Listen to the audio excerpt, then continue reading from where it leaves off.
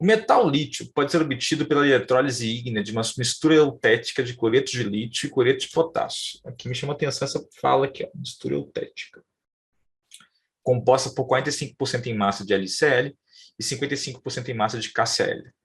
Uma das aplicações do lítio é a produção artificial de trítio em reatores nucleares, pelo bombardeio do isótopo lítio-6 com nêutrons. O trítio, isótopo radioativo do hidrogênio, é um emissor de partículas beta, empregado como traçador para estimar a recarga de aquíferos. Beleza. Questão 65, então. A mistura LiCl mais KCl, nas proporções indicadas no texto, é considerada eutética, porque se trata de uma mistura... Gente, o que é uma mistura eutética? Mistura eutética é aquela mistura especial que tem ponto de fusão e intervalo de ebulição. Então, ela se comporta na fusão parecido com uma substância pura. Só que aqui na ebulição ela se comporta como se fosse uma mistura. Então, ela tem ponto de fusão. Ela não varia a temperatura enquanto está fundindo a mistura inteira. Então, por ela ser eutética, ela tem comportamento homogêneo. Tá? Então, ela é homogênea, que ferve em temperatura constante. Não, ferver é ebulição. Isso aqui já era. Homogênea, que se funde em temperatura constante, como se fosse substância pura. A B está legal. Vou deixar a B aqui.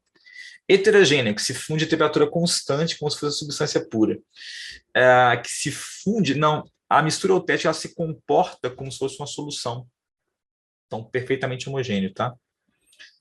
Homogênea, cuja temperatura aumenta durante a fusão.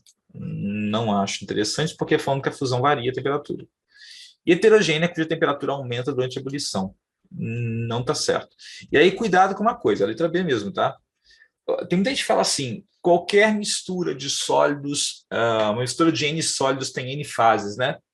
Depende. A mistura de N sólidos tem N fases se eles não constituírem uma mistura eutética.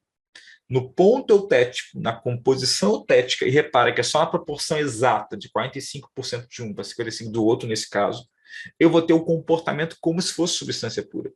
Fora isso, não é. Tá? Então, fora dessa composição, eu tenho uma mistura heterogênea, mas na composição eutética, eu tenho um comportamento de substância pura e, portanto, eu me comporto como se fosse uma mistura homogênea. Beleza? Esse é o ponto ideal para você poder ficar atento aqui nessa questão 65.